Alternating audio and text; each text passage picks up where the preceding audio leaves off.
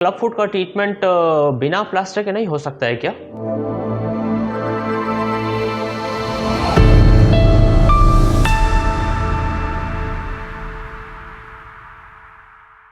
मैं डॉक्टर सोमेश उनमानी हूँ। मैं एक पीडियाट्रिक ऑर्थोपेडिक सर्जन हूँ। मैं हूँ director and head paediatric orthopaedic Sarvodaya hospital sector 8 Faridabad में। जब भी पेरेंट्स अपने 2-3-4 दिन के बच्चे को मेरे पास लेकर आते हैं जिसको अभी क्लब फुट डायग्नोज हुआ है, नियोनेट है, तो I tell them about the disease, पूरी डिस्कशन होती है क्या क्या है, क्या ट्रीटमेंट रिक्वायर्ड है। तो एक मोस्ट कॉमनली एक क्वेश्चन पेरेंट्स पूछते हैं कि सर एक क्लब फुट का ट्रीटमेंट बिना प्लास्टर के नहीं हो सकता, और वे साथ में वो एग्जांपल भी देते हैं कि मेरे सो एंड सो रिलेटिव या फ्रेंड इसका एक ट्रीटमेंट हुआ था, उसको भी ऐसी प्रॉब्लम थी पर वो बिना प्लास्टर के ठीक हो गया, बस कुछ एक्सरसाइजेस की थी। समझिए, देखिए क्लब फुट दो तरीके से हो सकता है। एक होता है postural deformity, postural club foot, और एक कॉमन रिजिड क्लब फुट बोलेंगे या फिर idiopathic club foot. Postural deformity वो है जो बच्चे की जब मदर प्रेग्नेंट थी, मदर की यूट्रस में बच्चे की जो पोजीशन थी उसकी वजह से वो डिफॉर्मिटी होती है।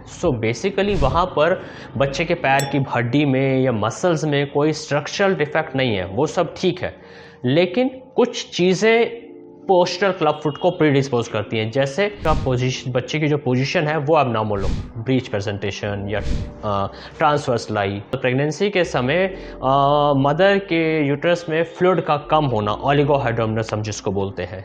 नंबर 3, ट्विन प्रेगनेंसी या मल्टीपल प्रेगनेंसी, जब एक से ज़्यादा बच्चे होते हैं तो प्रोबेबली उनको अंदर स्पेस कम मिलता है, उस समय भी बच्चे की पोजीशन जो होती है वो कुछ ऑकवर्ड होती है, और कई बार उस ऑकवर्ड पोजीशन की वजह से जब बच्चा पैदा होता है तो पैर क्लब फुट जैसा दिखता है। तो उस प्रॉब्लम को हम पोस्चरल क्लब फुट कहते हैं।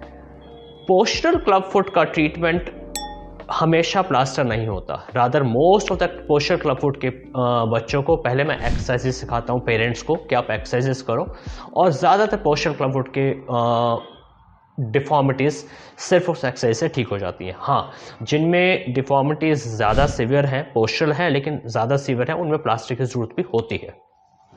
अब पोस्चरल क्लब फुट को पहचानेंगे कैसे? पोस्चरल क्लब फुट यूजुअली करेक्टेबल होता है कि जब फर्स्ट टाइम भी देखा हम उसको जैसे थोड़ा सा मैन्यूवर करेंगे, मैनिपुलेट करेंगे तो ऑलमोस्ट नॉर्मल जैसी पोजीशन में आ जाता है। उसके अलावा फुट उसका अच्छे से ऊपर जाता है, जबकि इडियोपैथिक क्लब फुट में पीछे की मसल बहुत टाइट होती है और पैर नीचे को रह जाता है। मैं आपको इन नटशेल यही बताना चाहूँगा कि क्लब फुट का treatment Ponseti technique, serial plasters जो मैं पहले बता चुका हूँ कि हर हफ्ते प्लास्टर लगाए जाएंगे, वो ही एक प्रूवन और ऑथेंटिक ट्रीटमेंट है। सिर्फ पोस्चरल क्लब फुट जो एक छोटा सबसेट है माइल्ड डिफॉर्मिटी का, सिर्फ पोस्चर की वजह से, उसमें हम एक्सरसाइज कर सकते हैं, नहीं तो अदरवाइज डोंट टेक रिस्क। और जैसे आपके पीडियाट्रिक ऑर्थोपेडिक सर्जन ने बताया है, go ahead and start the Ponseti treatment which is a gold standard for club foot treatment.